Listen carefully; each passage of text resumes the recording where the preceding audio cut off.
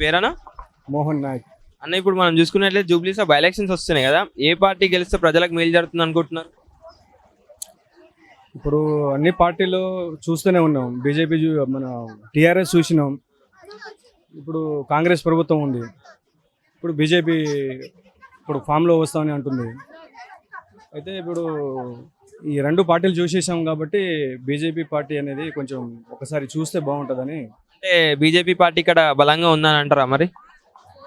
BJP పైనుంచి కింది వరకు అన్నీ కొంచెం బలపడుతూనే ఉంది.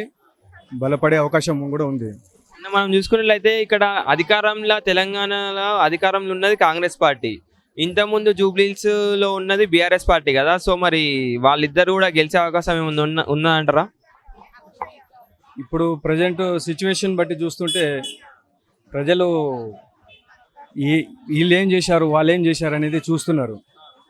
కాబట్టి బీజేపీకి కూడా ఒక అవకాశం ఇస్తే బాగుంటుందని మేము కూడా బీజేపీకి మద్దతు ఇస్తున్నాం. అట్లా మీరు కూడా బీజేపీని అవును, ఈసారి బీజేపీ ఇద్దామని చూస్తున్నాం అవకాశం.